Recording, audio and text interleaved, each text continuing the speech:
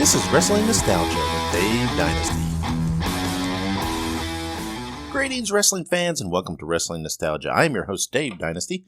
Thank you for joining us for another episode. Today's guest is a former professional wrestler and son of the legendary Cowboy Bill Watts, Erik Watts. Erik is on the show today. Over an hour-long interview and chat with Erik. So much fun. He talks about everything with his career, talks about growing up with Bill Watts as a father, so much more. So you're going to want to check that out later in the show. Before we get there, make sure you subscribe and follow us on social media. You can follow me on Twitter, which is now known as X, at The Dave Dynasty. Make sure you subscribe to me on YouTube, youtube.com/The Dave Dynasty.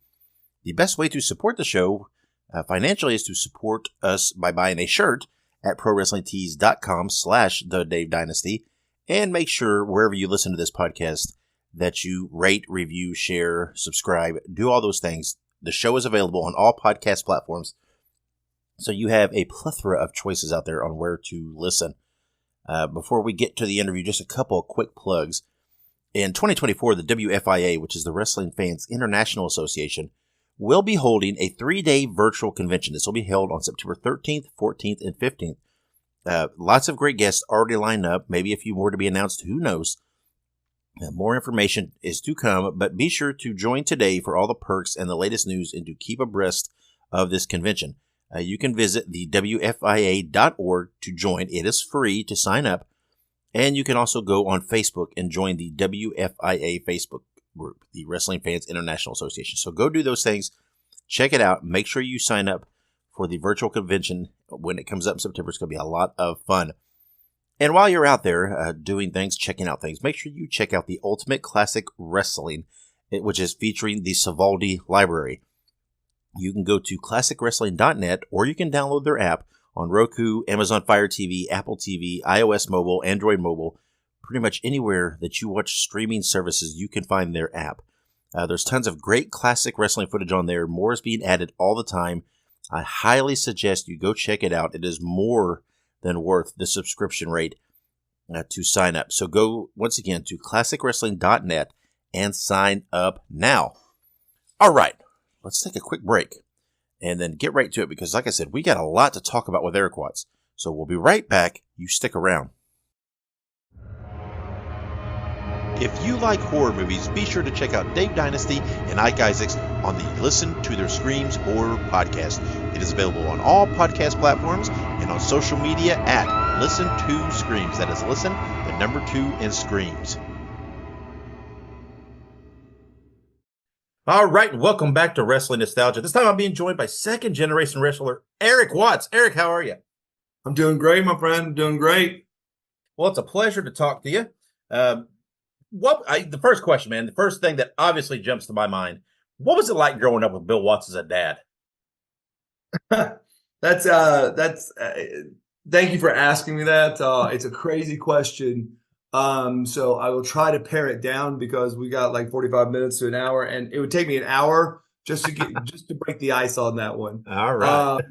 There's so many different ways to say it. I think he was, and not just talking to Jerry Jarrett, talking to Vince McMahon, talking to Grams, Gagne's. There's so many people would sit me aside and say, your father is the single greatest promoter, booker, and one of the greatest wrestlers of all times.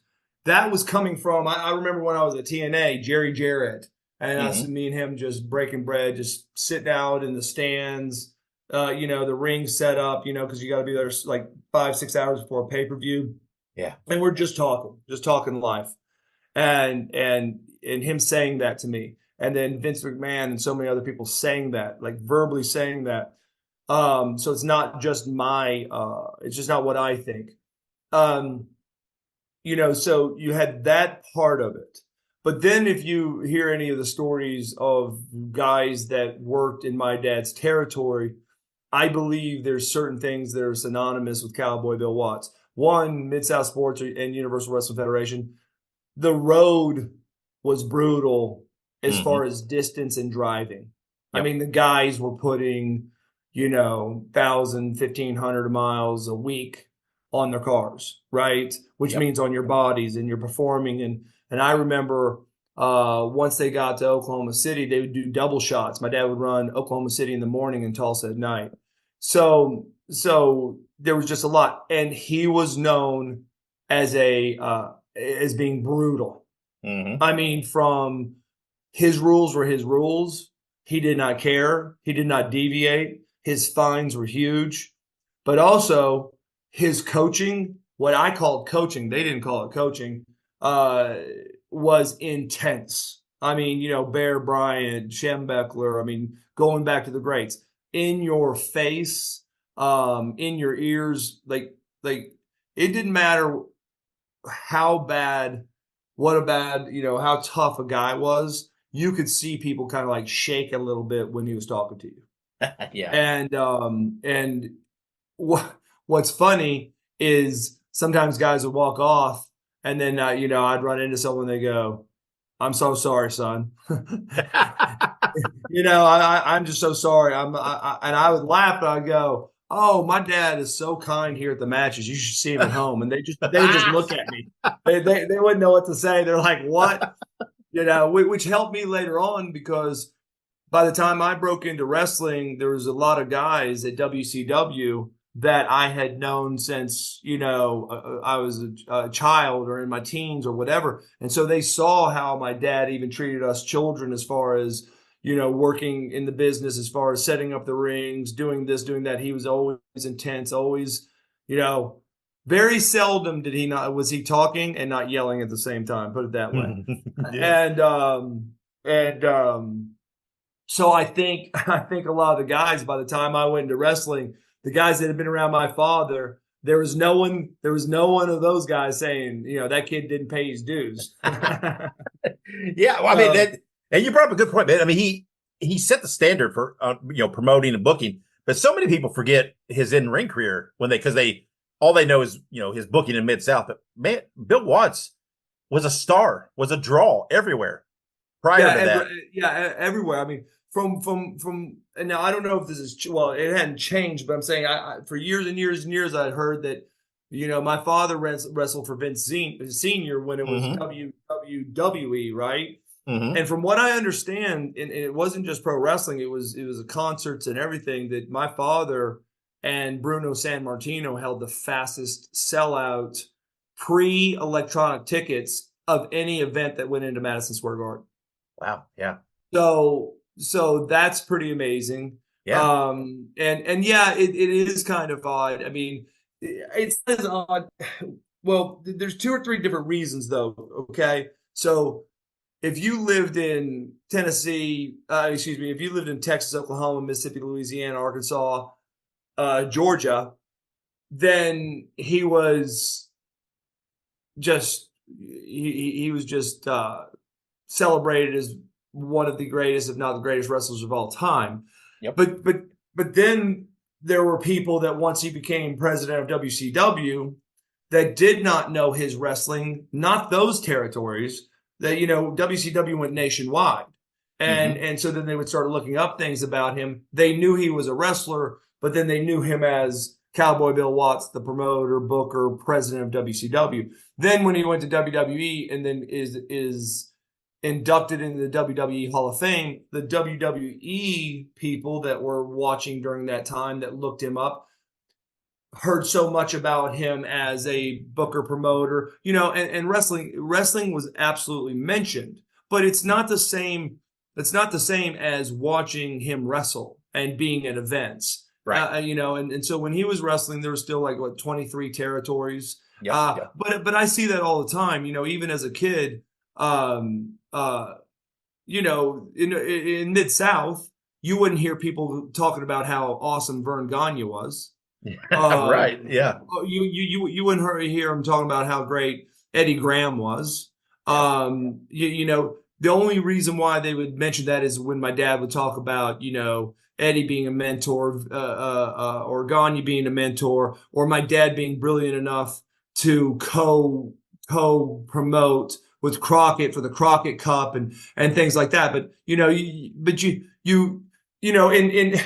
in our territory, right? Lawler had his place, and there's people in Seattle and California, and you did not, you didn't know it because the TV was regional. It wasn't national.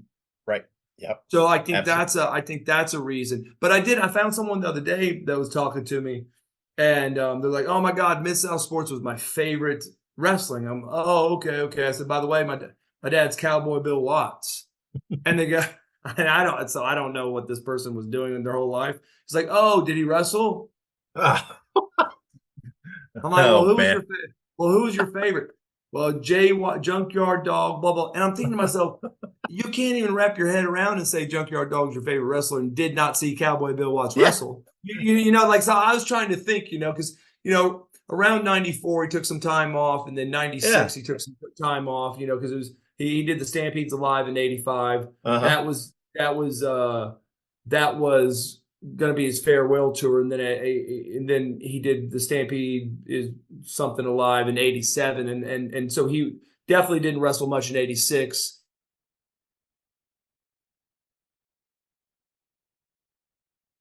And then came back for a short period watching. But yeah, it's wild.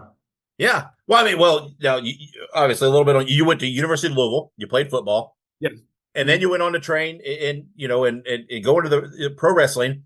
In around '92, you were hired by WCW, right? You debuted with the winning streak, everything else. Did anybody ever give you a hard time about your dad being the booker there and everything else, or did they, like you mentioned earlier, was everybody like, "Oh man, this kid grew up with this guy"? And Well, the guys that came through Mid South, you had Dr. Death was there, yep, Terry Bam Bam Gordy was there, Rock and Roll Express was coming through there, mm-hmm. Michael Hayes, was coming through there, Sting, the Steiners, Yeah, Bobby Eaton. Bobby Eaton. Mm-hmm. You had a lot of people that, like I said, knew me since I was, from in diapers all the way up to when I got there. Yeah. And though not one of those people ever said anything. Yeah. Right. There were people there that did not know me, and my dad had already been there for a while.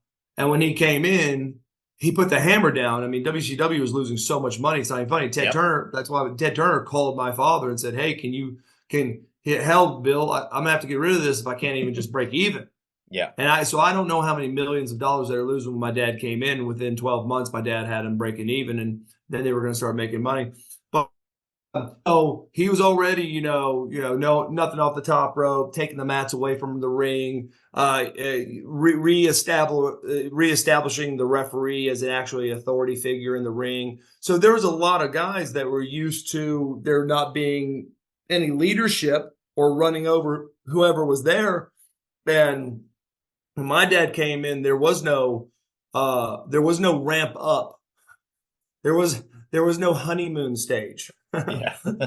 From what I understand, he just walked in and blew everything up.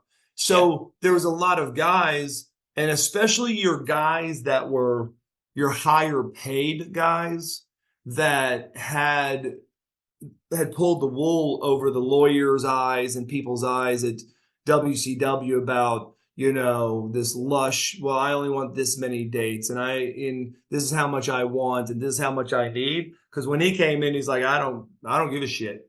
A matter of fact, I remember when he said, all you guys that are on the upper echelon understand you have no days off, or we can renegotiate your contract. Yeah. Because if you're the highest paid people, you're not going to be the highest paid to sit home. Nope. So, so now all of a sudden the bluff stopped because there was no athlete that was going to bluff my father. He'd been it, did it, knows it, lived it. And so that kind of pissed off a whole bunch of people that had some kind of cush jobs, for sure. Then you had some of the younger guys that they weren't sure. They wanted to be jealous of whatever went on. So there was a lot of heat per se. As soon as I got there, I thought it was hilarious when I first got there. Dustin is there, and he comes up and gives me the biggest hug in the world. Of course, I knew Dustin. Yeah. I'd known Dustin, and I thought he was just hugging me because he loved me. Hey, we're such good friends. And he goes, Erik, oh my God, thank God you're here. Thank God you're here. I said, bro, I'm here, man. It's gonna be great. We're gonna ride the road. He goes, for those reasons, that's nice. He goes, now all the boys can hate you instead of me. Ah, And yeah. he was so serious. I can't tell you. And I didn't even at that time I didn't even get it, right? I mean, I didn't know WCW, and I didn't see and hear me out. That those kind of things might have happened in my dad's federation, but I don't remember them. Yeah. There's so much that is so different. In my dad's federation, there was the good guys and bad guys never sat together. Right. They didn't drive together. They would be fired if they did. They'd be fired if they're on the same plane. They'd be fired if they roomed in the hotels together. They'd be fired if they're hanging out at the bars together. I mean, it was a total kayfabe scenario the whole way. So I think so much had changed. So there were so many guys, and I really didn't have the time to worry about it. And there were so many of the dirt sheets, Meltzer, and all these people. Oh, yeah. That, they sold so many papers and newsletters just burying the shit out of me. I saw Meltzer one time. And there's so many of the guys that hated Meltzer. I mean, just hated him. The only guys that liked him were like Flair, because he was always putting Flair over, and Flair, from what I heard, was giving him insider information sometimes. But Flair's such a great, pro wrestler. So the guys that were always getting put over by him, of course, liked him.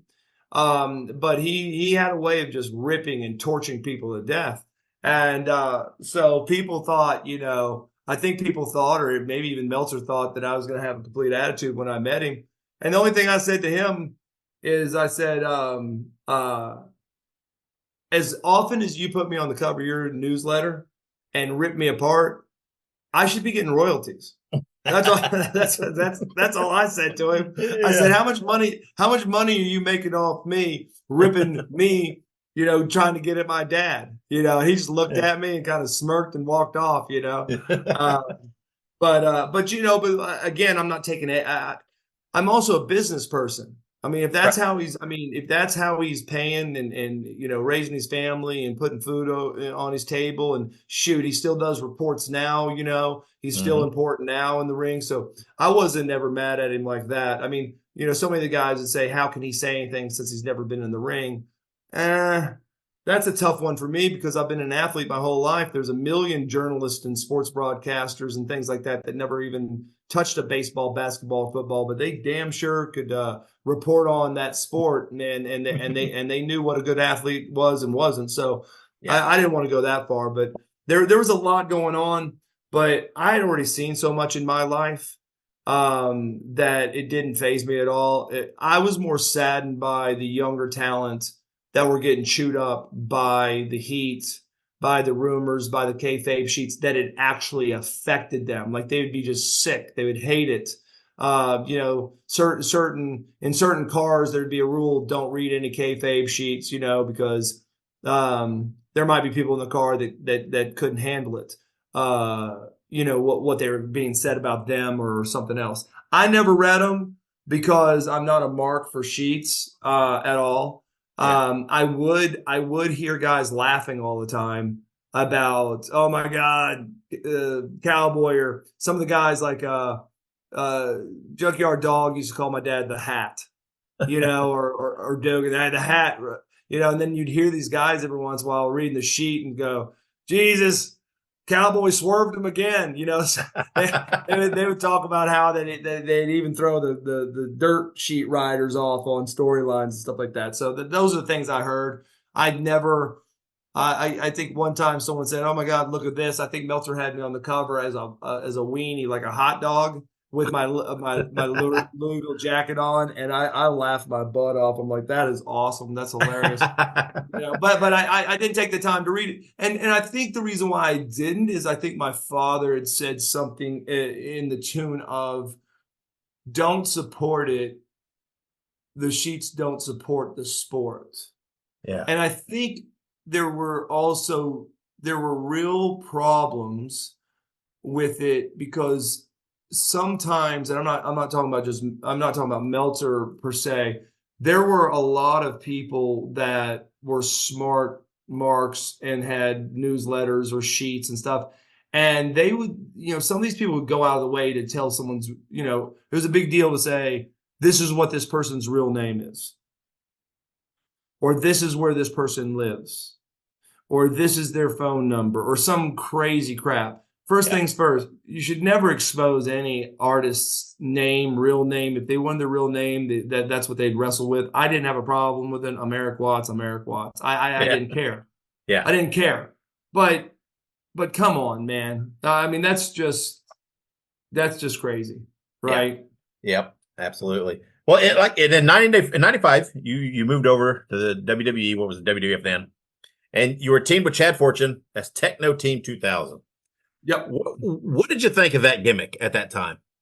Absolutely had no idea. I know this sounds crazy, but WWE, the one thing I got to say, once I got up there, you really saw what production was. And I'm saying from the beginning to the end.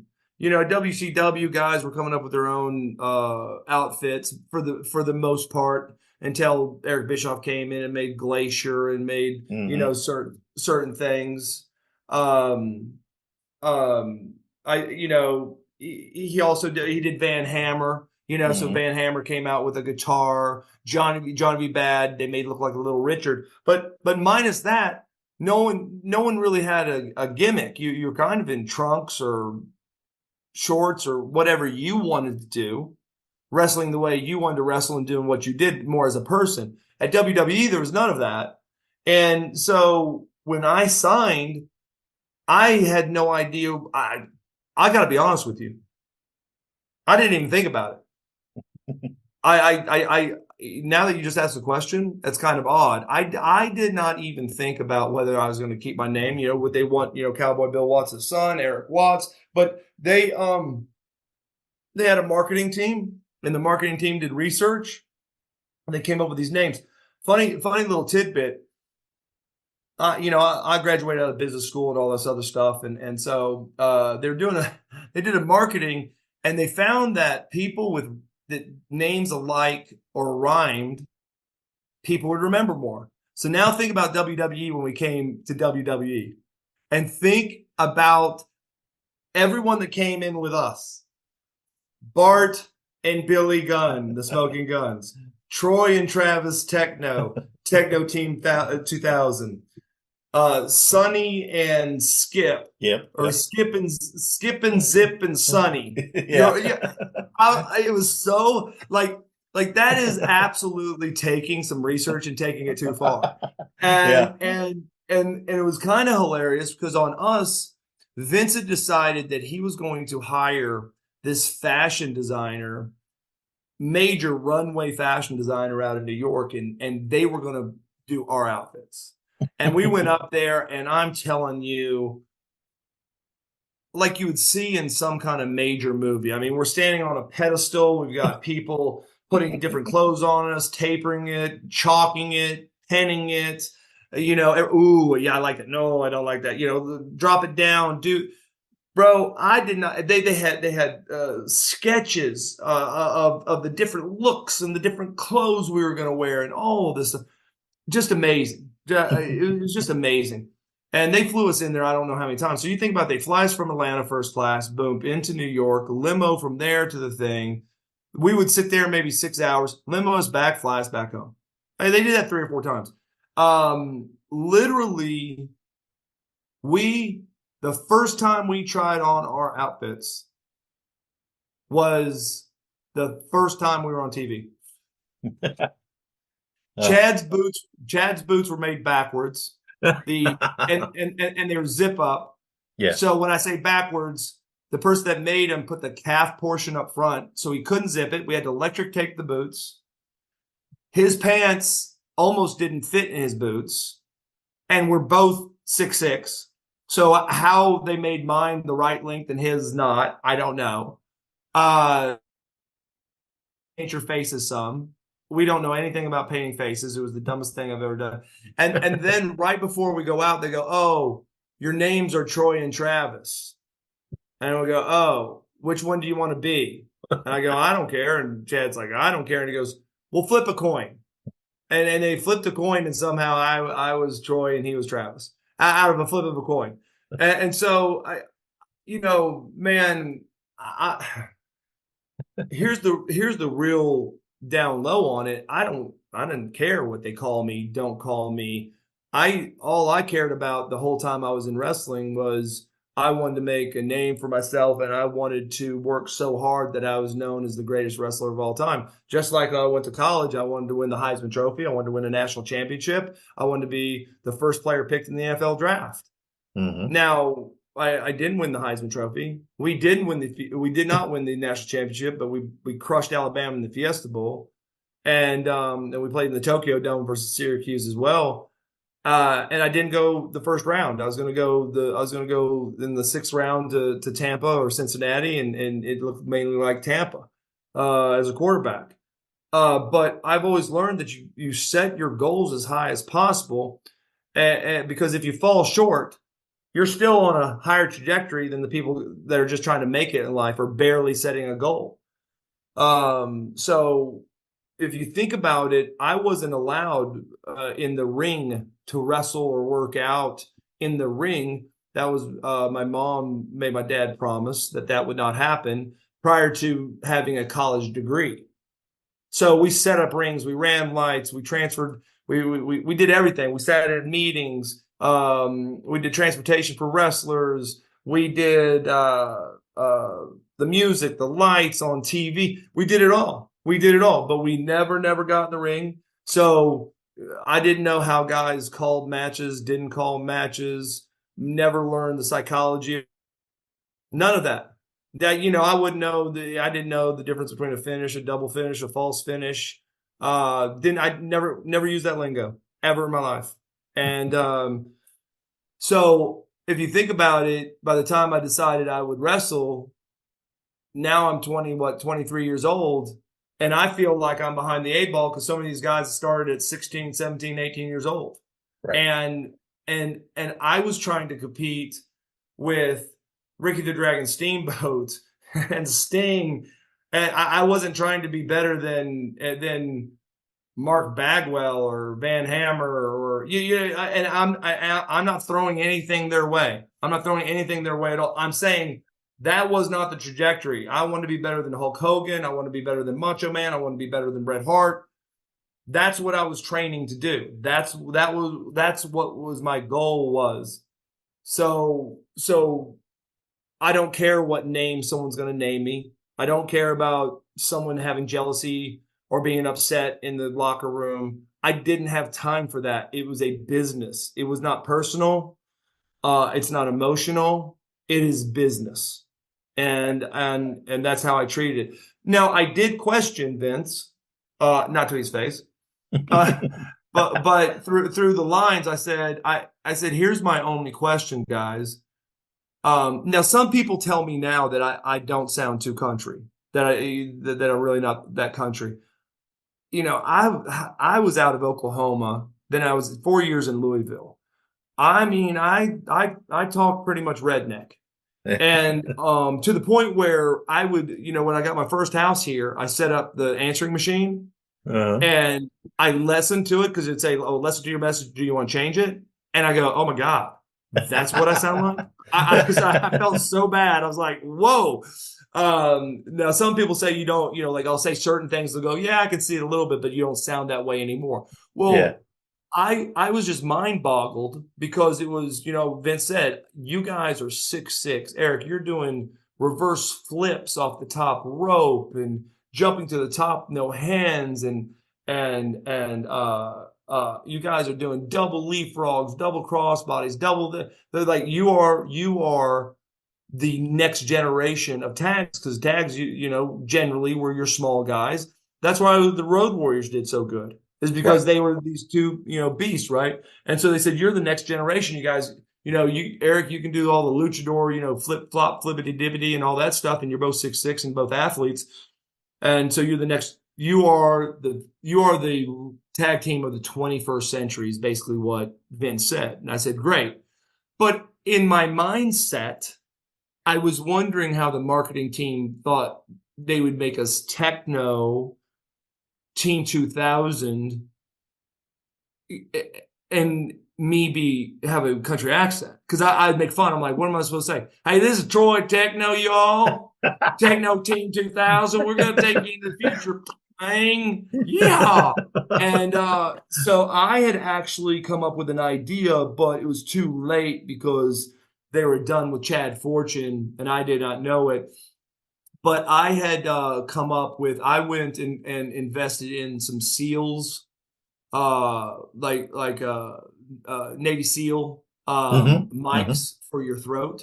Yeah. And I tested it out. And so my idea is that we would add that to our outfits, because our outfits went around our throat. And when we would do interviews and stuff like that, that they would put the synthesizer on it. Oh, yeah. And kind of synthesize our voice. And I thought that would have been really killer to do a synthesized voice, not too crazy. And that to me would have brought in like more of a techno team. And then I even made some jewelry with the TT2000 that looked cool. So I'd come up with a lot of things to give Vince, but about that time they just believed that Chad was not where he needed to be in the ring. And in the ring, he had more to learn for sure, like we all do, but he really needed to learn more. But it was mainly, I believe, his locker room etiquette. He just didn't understand the politics. He just didn't understand not just the politics. He did not understand the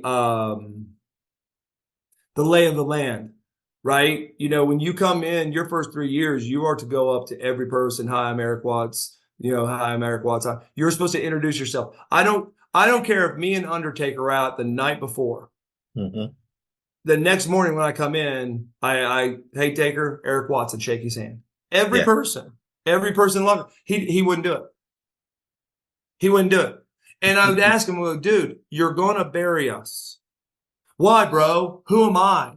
What? I'm like, you're so stupid, man. You're not. What do you mean? Who are you? This is how pro wrestling works. Quit being such a dipshit. Yeah. And he was very quiet. And let me tell you what the problem is with very quiet and insecure. Very quiet and insecure in the wrong environment translates to cocky and arrogant. Right. Yeah. They don't know you're quiet and insecure. They think you're too good for the place. And that did not help us. Right. Yeah. Well, I mean, you had your run in WCW. They had the run in WWE. You went back to WCW for a bit, did a little time in ECW. Do you feel like through everything, I always felt like Erik Watts wasn't given the opportunity, right? The chance to break through. Do you feel that being a second generation wrestler, do you feel that it hurt you more or helped you more when you look back at the context of your career now? Yeah, gee whiz, what a great question. I don't even know if I can answer that. I am Dave, I am not big on do-overs. Like, I'm not that dude that's on the porch and has a drink and goes, man, you know, if I could be 16 once again. Yeah. I don't want to be 16. Not even for a second. I don't want to be 18. I'm good where I'm at. Yeah. And so I don't look back because it does you no good. It's not going to change it. It's not going to change it. But man, it's so tough to say, you know, was I ever used right and things, because I was very excited when Eric Bischoff took over. I think we were in Macon and there's a TV, and he wanted 100% of the people, all the athletes he wanted in for that show. Yeah. And in that show, he comes and he lays down the law. I'm the man. I'm this. I'm that. Blah, blah, blah, blah, blah, blah. He even took several good jabs at my father. there. And but then he said, and we're going to do this thing right, and I'm going to promote the people that work the hardest and da da da. And then he said, prime example of what we want and what I want at WCW is Erik Watts. There's no one that works harder on the road and off the road than Erik Watts. He is at the gym. I mean, he's at the he's at the power plant every day that he has off, and he wrestles every day of every event. He is booked on 100% of the events every year. And he still comes home and makes it every day that he's off to the power plant. So I was like, whoa. I knew Bischoff hated my father, but I couldn't believe he said that. And I remember DDP coming up to me and goes, bro, where did that come from? And Dallas and Erik were good friends. And I go, bro, I don't know. Because I was, you know, the way he was talking and how bad he hated my father, I thought he was going to say, and Erik Watts, you're fired. So right there, man, I thought, well, okay, you know, my dad's out of the way. I'm not going to have the, you know, his dad's the boss, blah, blah, blah, blah, blah. And I was excited. I was like, okay, now I can, here we go. Yep. And he basically took me off all the shows and sat me at home. And so then when I said, nope, I'm good with this one, and I took off, especially when I went to WWE, Vince lost his stuff about me and Chad's tryout. I mean, as soon as we came through the apron, he's like, you sign now, I want you, da-da-da. He was going berserk. He just had to have us, had to want us. And so I was right back in and going, okay, fresh start, thank God. And shit, within 2 or 3 months, Chad had pissed off every guy in the thing, to the point where guys are coming up going, Erik, is there anything you can do? And I'm looking at him going, guys, literally, that's all I do is talk to him from the time we leave till the time we get here. And he's just too dense. And I've known this kid since college football. He's just too thick in the head. I don't, hell, he's living in my house, you know, he came down to WCW because, he's done playing pro football and, gambled what little money he had away. And he was checking people in at a Gold's Gym or a Powerhouse Gym up there, living with his mom again. And his mom actually called me and said he's not in good shape. He's depressed, blah, blah, blah. So I got him a job at the power plant wrestling. And he was there for 2 or 3 years. Well, he lived for free at my place. So you'd think after all that time that your buddy could give you a little information, and he just wouldn't take it. So that kind of hogtied us. And then Vince got rid of him and wanted me to stay. And he said, hey, I got a new package, blah, blah, blah, blah, blah, and asked me to stay. Please stay, please stay.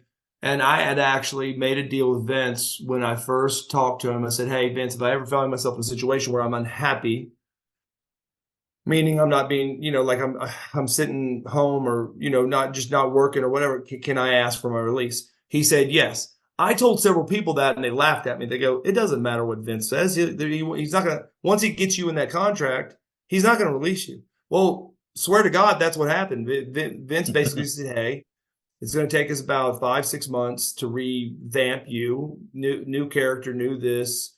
So you're going to sit on the shelf for, 9 months or, so maybe a year. But I'm going to give you a guarantee and I'm going to pay you. And you're going to be doing fine. And he was doing that. And I made the call and I said, hey, remember when we said this? And he said, yep, I said it. He goes, I'm going to send you a new agreement and I'm going to send you your release. You sign whichever one you want, and we'll go from there. And of course, I screwed up and read the agreement because, damn it, it was a good one.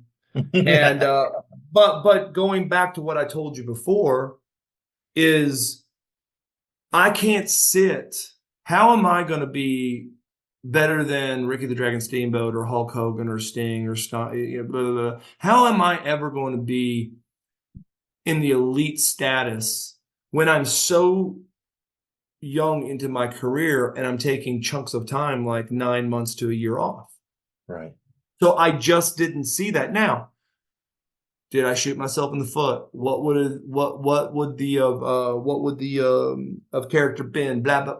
Man, no, I just did my thing. Went back to WCW. So and the WCW thing was just hilarious. Bischoff loved every ounce of me. Like, he loved my matches. He's watching me. He's going off. And I swear to God, or that's what he was saying. So I had decided that I was going to start wearing flared out jeans and tight shirts and sunglasses, hair in a two-tier ponytail. Yeah. So I'm going through people on Saturday night. I'm doing this, I'm doing that. And then Dallas goes, "Are you hearing this guy's, the crowd's reaction when he comes out?" Da, da, da. And he'd seen the matches, and Bishop's like, "Hell yeah." And he goes, "Dallas, I got to be honest with you. Only thing I don't like is I can't stand that outfit." Well, dude, by that time, I was over it. I was over people telling me what to do, not to do, because I did everything everyone asked. And Dallas said, "He wants you to change your outfit." I said, "Nope, not doing it." And the funny thing about it is, I ran my own show in Tulsa and sold it out at the Tulsa Fairgrounds. And Vince lent me some talent. And I used some talent from WCW. Unheard of. People like, why would you're WCW? Why would Vince? I said, Vince and I aren't on bad terms. You know, he appreciates my father. He knows my father. I know him. I asked. That's the difference between you people. He lent me some people. Well, when he did, he lent me some people, and Prince Albert was there, great guy. Sherry was there. He gave me, because I was wanting to put together Bad Street, so I can't remember who was up there. He sent me Michael Hayes and then Terry Gordy and, blah, blah, blah. So we had the people, and Prince comes up to me and goes, "Hey, brother, how you doing?" I said, "Great." Well, Vincent said, "Hey, Eric, do you mind? I'm gonna send a young tag team out there because I'm wanting to get them extra shows. They're really good. I don't care if they win, lose. Do you mind if I send those guys out too?" I said, "Vince, you're doing me such a solid. Please send them out." So he sends them out. So Prince is there, and me and him knowing each other. Just what a great guy. And so he said, "Guys," they were walking by, "come here. I want you to meet Erik Watts." "Hey, Mr. Watts, how you doing?" Blah, blah, blah. And we shake hands and all this other stuff. And they go, and I've never heard of these kids. And they go, "Mr. Watts, we're doing pretty good at WWE, but man, we really like your look." I said, "Well, I appreciate it." I said, too bad WCW doesn't like my look." And Prince goes, "Ask the man, ask him." And they go, "Mr. Watts, is there any way that you wouldn't mind if we went to Vince and we put on outfits like you, the flared out jeans and the shirts, the tight shirts and stuff?" I snickered to myself. I'm laughing. I go, "Kids, absolutely." They were named the Hardy Boys. Yep. Matt and Jeff. Yeah. And so I'm still at WCW. And so I hear about the outfit again. And I told Dallas, I said, "Hey, Dee, hottest tag going right now, Hardy Boys." He goes, "Yeah, those kids are good." I go, "You know where they got their outfit?" He goes, "No." I go, I had them on my show in Tulsa. I said, "Tell Bischoff his idea of outfits suck." Yeah. Yeah. So yeah, that went over like a fart in church. I bet. Yeah. Yeah. But it was cool, because, like, listen, I've been in Japan, I've been to Germany, I've got all kinds of opportunities. And so then TNA came along, man, and it just exploded. It just exploded. Yeah, you had a good run with TNA, probably one that maybe you're probably most remembered for even. And I always remember you with that stable with David Flair, Brian Christopher, the next generation thing. How much fun was it working with those guys? Because Brian Christopher, man, was just such a character. It was absolutely horrible. I literally wanted to choke out both of them. Did they ever be quiet? All around me, yeah, yeah, yeah. Around me, yeah. The one thing I laugh to this day about Brian Christopher, I have seen that guy act so crazy in the locker room. He has a horrible, like behind the scene, like independent companies that bring him in and pick him up from the airport. Just, I haven't heard a good thing. But Yeah. he either gets too crazy and just souped up on whatever and treats people like just crap. I mean, there's a guy in New York that brought me in one time, and he said my wife was just in tears. He eviscerated her in the car. You stupid, blah, blah, blah, and I'm like, oh my God, this is the promoter's wife, right?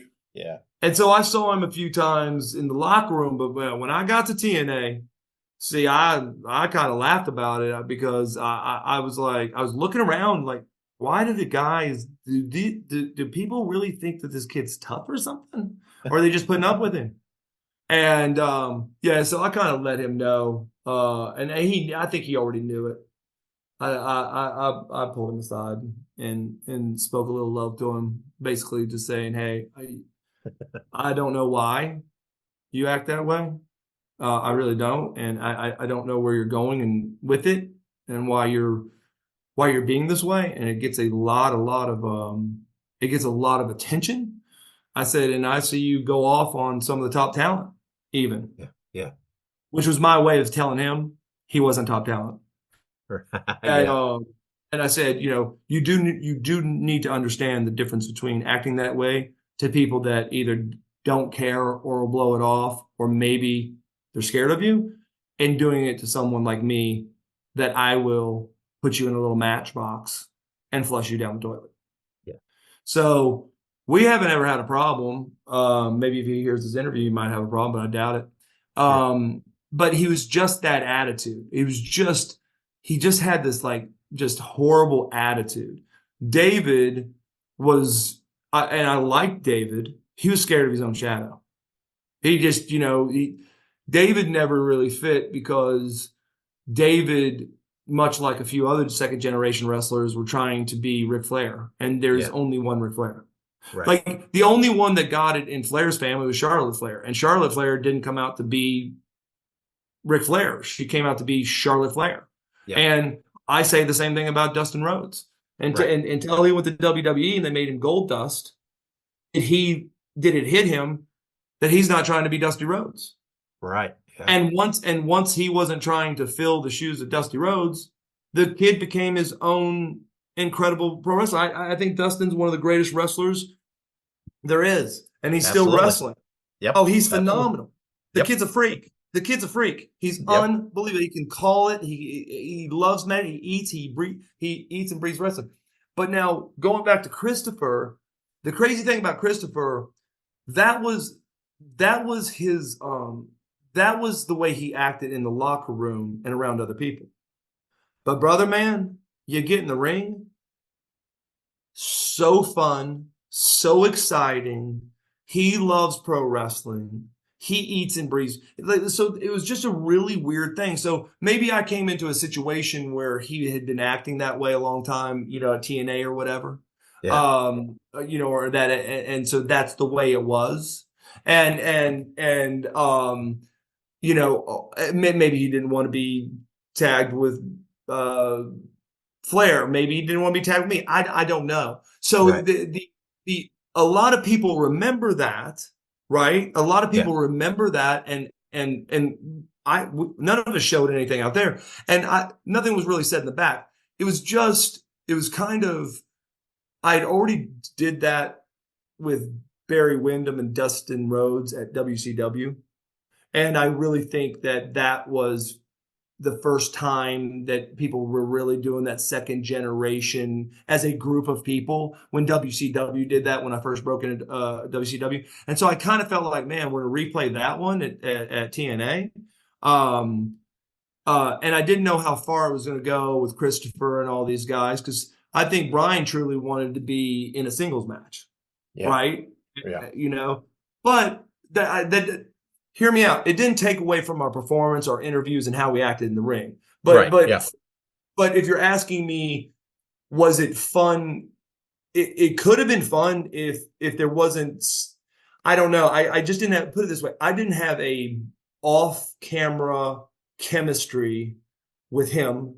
David can get along with anyone. He's kind of like Chad Fortune. He's really quiet and to himself, and there's not really much to him, meaning charisma. So it's not like a guy. What am I going to do? Talk college football with him? Basketball? Well, what am I going to talk to him about? We have nothing in common other than second generation, which I appreciate him. I care about him. He's a good kid. He really is a good kid. But the chemistry, right? It just wasn't there. But man, TNA. But look, there was a lot of rough relationships up at TNA, and that's kind of what made it. I mean, TNA was just a different type of ECW. It was total chaos. It was total chaos. They'd be writing storylines up till when the matches start. Yeah, right. Yeah, well, but I also think that's what it made so good. It made it frustrating. It made it frustrating for a lot of the boys in the back because they wanted to know what they're doing and who are they wrestling, and give me some input, and they would just be flipping and flopping and changing. But I was used to it. I saw it. I really didn't care. Just tell me what to do. I'll go out and do it. Let's roll with it. But man, when Vince took the handcuffs off me and put that mic on me, it was over. It was over. Yeah.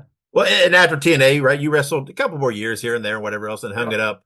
After retired, do you like, currently, do you ever do appearances, like conventions and things? Do you enjoy getting out there and doing those things? Yeah, no, I do them. First things first is wrestling wise, the reason why I walked away from it is because once I ruptured my esophagus at WWE, the doctors could never figure out why I was coughing blood all the time. Mm-hmm. And the coughing blood thing, which I still do today, occasionally, and the choking from the botched surgery, which I do almost every time I eat, has not been fixed. And, and then the doctor said that I'd die by the time I was 35. From all the stuff in my esophagus and coughing blood, and they couldn't figure it out. They can't cauterize it. They can't fix it. I've had scopes up my ears, nose, mouth, everywhere else. One time they had me at Emory, and they brought me in a room, disinfected room, and disinfected a steel chair and had me lean against the wall. And they had Dallas Page hit me with a chair on my back with an IV already in my arm until I coughed blood on the wall. And then they pushed me right onto the surgery table, knocked me out. And by the time they got the scopes and everything, they followed the blood and couldn't find the source of it. So they said, it's just going to keep on bleeding. It's going to be cancerous and you're going to die. So that wasn't even the problem. The problem was one time I could take a power bomb from Sid Vicious and nothing happened. And then all of a sudden in a match, I could take a arm drag, something very low impact, hit my back and have blood all in my mouth.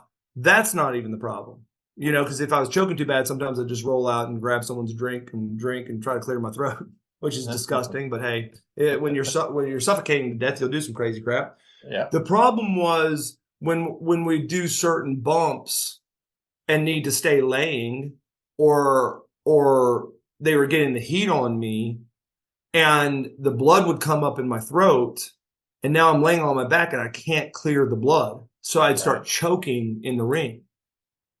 And it's very difficult when you're about to black out to, it was just like juggling. And that's why I did the TNA thing, because when I signed that contract, TNA ran no independence. So when I did that contract, my contract was 52 days a year, every Wednesday.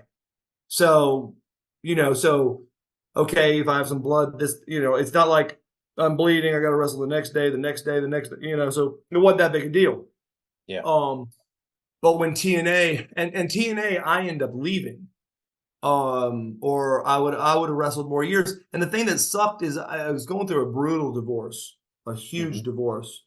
And it just got to the point where the lawyers were like, hey, it would be best if you weren't wrestling due to the fact of all the things that are being brought up in the divorce and alimony and child support. And it just like they said, it's not behooving you right now. You don't need the money, but you also don't want to be in a situation where you're making extra money and then get hit with alimony, child support on that. And then if you don't want to wrestle the year after, now we got to go back in court to adjust things.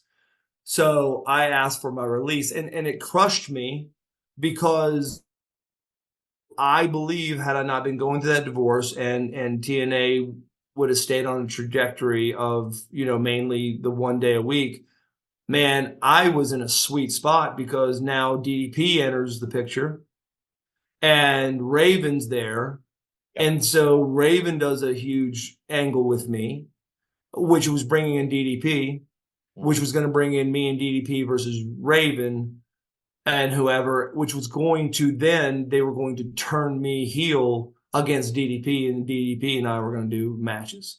And I think that we would have just absolutely crushed it. Some guy had gotten the AWA name for a while. And and I remember they flew me into Phoenix. They flew Dallas. They flew Mick Foley in. He was at WWE at the time. And they were going to do the huge show sold out. It was, outside. It was an incredible show. And they put me main event against Dallas Page for the world championship. And this guy had like 10 or 15 dates lined up right after that. And Mick Foley was actually the guest referee. So we go, and I'm thinking, okay, no problem. Shoot, I'll wrestle Dallas and do the job and go on. And I remember I was there, and they go, no, that's not the idea. The idea is you're going to be Dallas tonight, and you are going to be our AWA champion. I was like, what? And I said, okay, not because I didn't think I could be the champion. I knew I could be the champion. I just knew Dallas was on a hell of a run himself. And, there we go. And so we do it, and I'm like, well, this is pretty cool. And we had a phenomenal match. And I remember Mick and I drove to the airport, and he was just telling me how proud he is of me from my days at WCW, WWE, because me and him had a lot of matches, went the road. Mick is one of the kindest human beings in the world, but he just gave me so much. He just pumped me up so much, and I was on top of the world. And then, a few weeks later, the guy lost his funding because I think what he did, he sank so much in the show thinking he was going to get a TV deal or something like so many people do. And TV, you've got to, if you're going to go say, I got TV, you better have a whole bunch of house shows going on now, or you better have 5 weeks of TV in the can that they can start doing while you produce other stuff. So that was gone. But, there are some things I look back at and I wonder, wow, man, like me and Dallas would have ripped it apart. Me and Raven were going to rip it apart at TNA, then, a few other spots, but it also might have all worked out perfect because I don't know that if I would have blown back up, could I have handled being on WWE on the road that many days a year with my issue with my internal bleeding. Right. Yeah. So that's I had a paint company, I had a turnkey company, I had several things back in Atlanta, so I didn't need to wrestle, and I was raised very young to live on 1/3 of what you 1/3 of what you're making, period, and stow everything else away every day, and then figure out where you sit at 65. And so, thank God for my parents, and thank God for understanding business and accounting and all those things. So, since day one, I've always saved my money and I have, I've never lived above my means. Right. Yeah. Yeah. There's a great book. It'll make you fall asleep. The first 3 chapters, you'll fall asleep, but it's called The Millionaire Next Door. And it's phenomenal book, but basically that's what it says. Okay. So basically what the guy says, you make $100,000. You live like you're making 33,000. So you're making $33,000. Well, you're not driving a new car.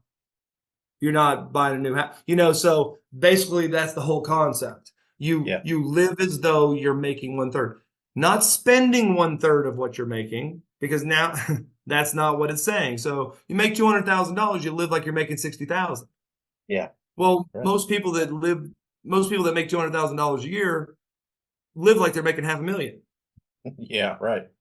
So if you do it the opposite way, believe it or not, there's no one in the world that cannot save money and have a very nice amount of money if they start doing it early.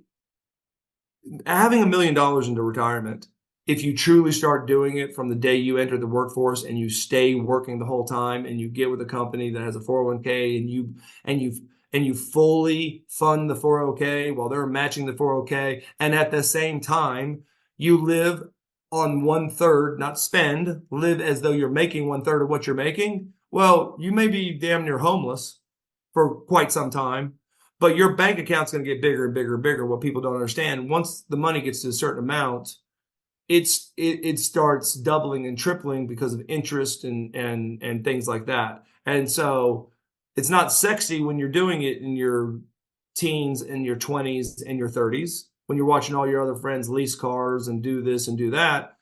But when you get in your 40s, 50s, and 60s, it sure is kind of sweet.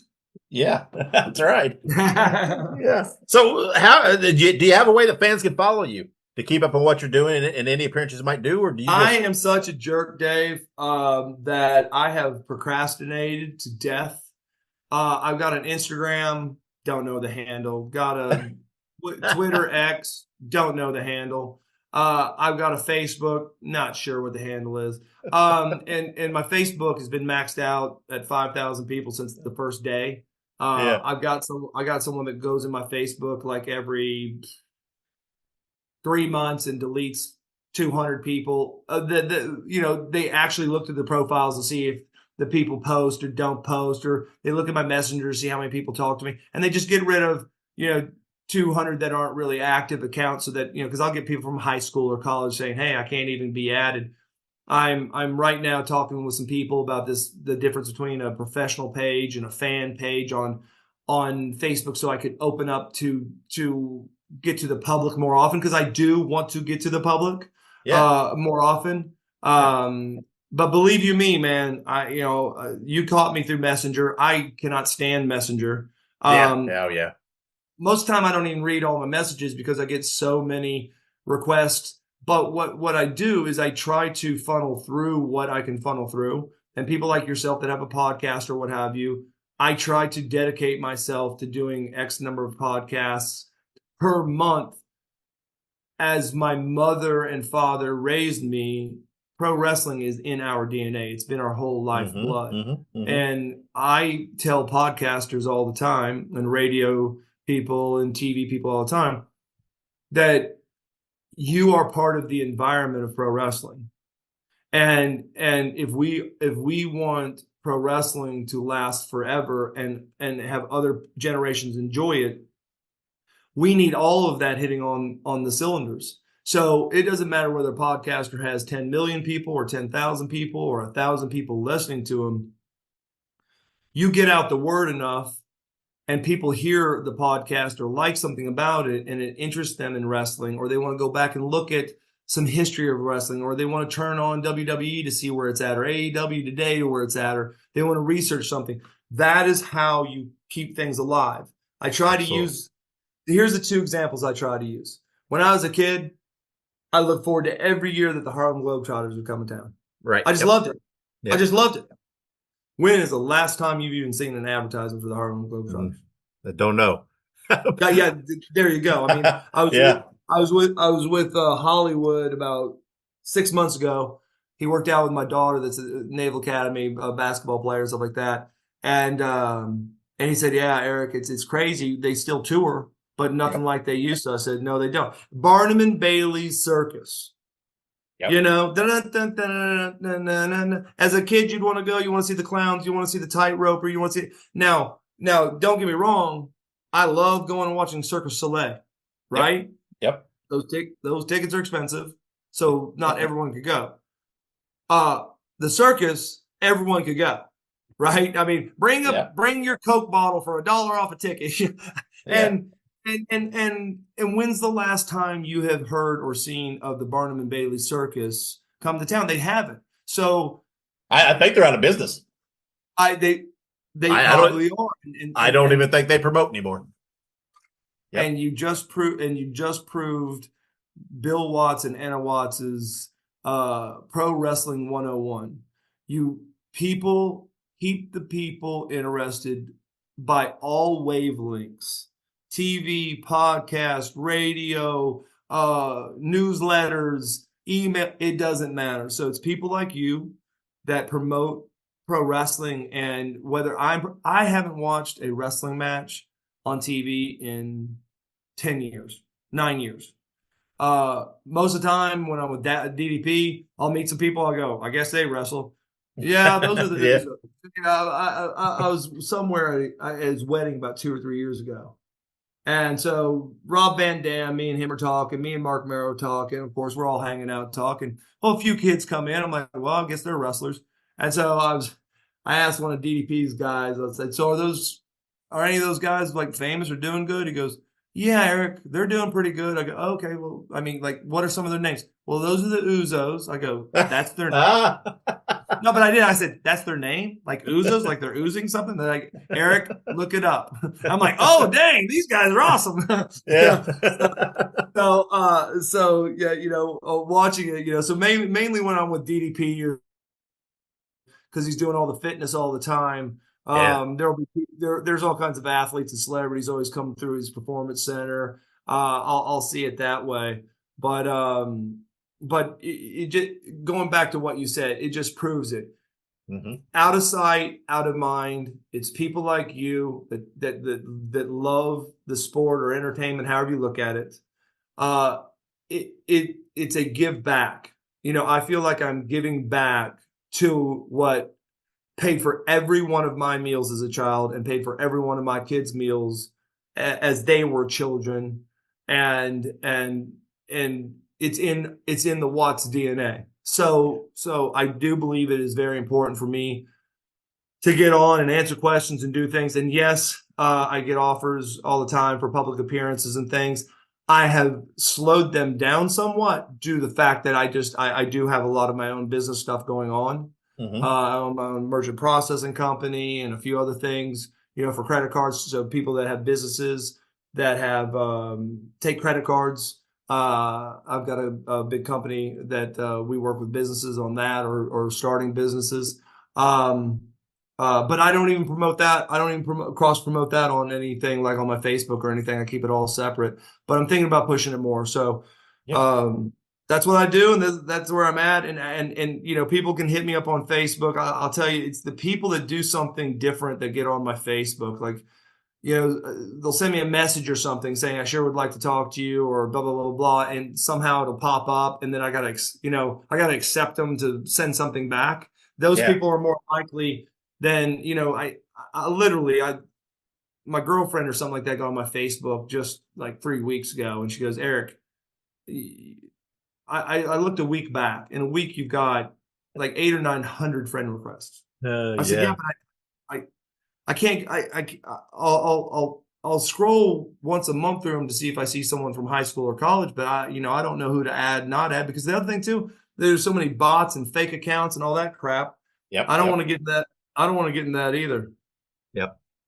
Absolutely. Well, everybody keep your eyes peeled. Hopefully, in the future, there'll be an Erik Watts, a public persona page for everybody to like and follow along. Yeah, I'm really hoping, man. I don't know if it's going to happen in the next month. I started to do it, and I didn't understand it necessarily. And all of a sudden, I started getting a whole bunch of people. I sent out a few requests, and a few people were like, "Is this a fake page? Are you doing 2 pages?" And I stopped doing it. But I'm talking to a few people right now that know what they're doing instead of me doing it, and we're pretty close to maybe making a deal to where I have someone else come on board. For a month, 2 months, 3 months, and help me help me help me add a page so that I can talk, or at least my reels or my comments go out to more people. So look for that. If you do see another Erik Watts, hopefully it won't be an imposter. But the athletes page or the professional page, one of those two pages, I am going to expand to, and hopefully within the next few months. Well, that sounds good. Well, hey, before I let you go, I got to know how's the old cowboy doing these days? Cowboy's in he's in a town outside of Branson, Missouri, living down from the owner of Cabela's, Dick's Sporting Goods, right on the edge of a beautiful, beautiful lake, man, just gorgeous lake. He's got a beautiful place, and it's really cool, man. Morning, night, you'll see deer come across. You'll do the whole thing. It's got the old ferry boats and steamboats, and it's just so beautiful, man. And up top, the Cabela guy's got an 18-hole golf course, and he's got a thing called Top of the Rock restaurant that is just incredible. And you look down the mountain and over the lake. So him and his wife, they've been living there. They moved from Destin, Florida, I don't know, maybe 7 years ago. And he's pretty beat up, man. He's 80, he's 84. He had back surgery maybe like 10 years ago, and everything was going good, but then everything started falling apart. And it's just that age, man. That man spent, thousands. I'd be amazed. I'd like to find out how many thousands of matches that man had. He ran that road. He ran that road for a long. Well, like I said, 85, he had his farewell tour and then came back and did a short one, 87. I don't even remember. I think he broke in at like 65 or whatever. 20 something years and probably 300 plus days a year. It's 6,000 matches, 7,000 matches. Yeah. So that's a lot. It takes a toll, man. It takes a toll, and it's real, and heck, there's a lot of people 84. The saddest thing is so many of these friends have passed away. Yeah, absolutely. That makes it that kind of makes it a little bit tough when a lot of his peers are gone. Yep. A lot of these, and like I said, because he had so many people from the University of Oklahoma too. They played football, and the wrestlers, the coaches. So when you're hanging out and you make it into those latter years, and you start looking at your phone, and your list of favorites go from 40 to 1 or so. All you gotta do is call your wife and kids. That's about it. It gets kind of lonely there. Yeah. So, there's a lot of the next generation after him that he booked and used and helped train and everything else that are gone too. It's not just his generation. It's Dr. Death and a lot of those guys that he was close to are gone and stuff. So yeah, man, and you're so right. And I've seen him, when it got torn up. When Doc died, that got him. But he kind of, Doc lasted, right? Once he had throat cancer, he lasted for quite some time. So you could kind of process it. But like one of the main ones when Ernie Ladd died. Oh my goodness. Yep. Oh my goodness. And then he's, Bruce and his a buddy who went to Oklahoma and became a doctor and was his personal doctor forever, just passed away maybe 3 years ago. So yeah, a lot of that, but he, I get people asking me all the time. He doesn't sign autographs anymore. He doesn't do any. The last time I heard him do a podcast, he did a podcast maybe 4 years ago, and that was for Bradshaw and Briscoe. Yeah. And Briscoe, but Briscoe and Dad went to school together. Absolutely. Yep. Right. And that was a great podcast. I don't listen to many podcasts, but someone sent me that one. That was a great podcast, right? Yeah, they have a good show. Yeah. Yeah, but he doesn't leave his house anymore. He basically has to have like a walker to get around, and one of his lungs quit functioning probably about 4 or 5 years ago. So sometimes he needs a little oxygen and things like that. But again, he's 84 or 85. Absolutely. Well, if next time you talk to him, tell him we said, hey, if he ever gets that itch to do another one, tell him a guy that would love to talk to him. So I will put you on a list. There you go. I had a guy that I did one is phenomenal from Australia, and then another guy from Great Britain and a few other guys. But these two guys I've done like 2 or 3 podcasts for over the last 4 years. And two of the guys I haven't talked to maybe in 8 months. And I get the message. I'm thinking, okay, maybe they want to do another podcast. Let me see if I got the time. And they both hit me up on the same day. Erik, we've had such a great time with you. What's the chances of getting your father on? I'm like, oh, you guys. Well, and it's horrible for me because what people don't understand is I'm a fan first. So to me, I want to, I want to hear the legends of wrestling. I want to hear the people that I look up to. I want to hear the people that are the icons of their sport. I want to, one of my favorite things is when I go visiting, my dad gets a call from one of his old friends. They start telling so many stories. Like I bet it was so fun to sit around him and Dusty. Oh, I bet. Oh, I can only imagine. Oh, or Gagne's or Graham's or they would start going off on old stories, and you'd be like a kid in a candy shop. I was looking to buy popcorn. Where's the popcorn at? Right. Yeah. I just man. When I first got here to WCW, like one of the first weekends I was here, my dad's like, "Hey, you got a day off. Let's go to Dream's house and hang out, watch a little football." Oh. Dude, we got there. I could not. I was the bartender. I'd say, "Dream, you want another beer? Keep them coming, kid. Dad, you want another beer? Keep them coming." I was just opening Coors Lights and listening to football and stories, man. It was like unbelievable. That's a good day. Yeah. Yeah, unbelievable. Yeah. Well, Erik, thank you for your time and for talking to us, man. You've been a pleasure to have on, and maybe we'll have you back on down the road and chat some more and dive a little deeper and maybe tell a few more cowboy stories. But I appreciate your time and talking to me. I'm all about it. Have a blessed day and a great weekend. You too. Thank you, sir. Ladies and gentlemen, Wrestling Fans International Association is back. That's right, the premier fan club association of the 1970s and 1980s has been revived and is back in business. Join today. It's free at thewfia.org. That's thewfia.org. You can also join us on Facebook at facebook.com/groups/WFIA 1969. All right, and welcome back to the show. Once again, thank you to Erik Watts for coming on and talking to me. It was such a blast. Hopefully we'll have him on again in the future. I'd love to hear some more Cowboy Bill Watts stories. I just can't get enough of hearing about the cowboy. We have a great show coming up for you next week. Our guest will be Justin Race, the son of Harley Race. Of course, if you watched the recent Dark Side of the Ring on Harley Race, you know Justin was all over that show, giving a lot of great insight into his father. We have a great chat with him coming up next episode. Now, once again, please go join the WFIA. It is free. You receive a bi-monthly newsletter. Visit the WFIA.org. Make sure you go check out and sign up for the Ultimate Classic Wrestling channel. Go to classicwrestling.net. Make sure you follow me on social media.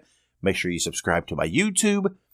Make sure you do all that stuff. Make sure you share, support, everything else. I share lots of cool newspaper articles and clippings, historical information, lots of things out there on social media that you're going to want to see. So make sure you follow us.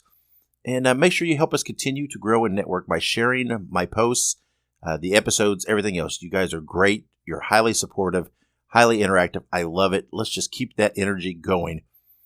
But until next week's episode, wherever you go and whatever you do, be good, be safe, and always keep on growing.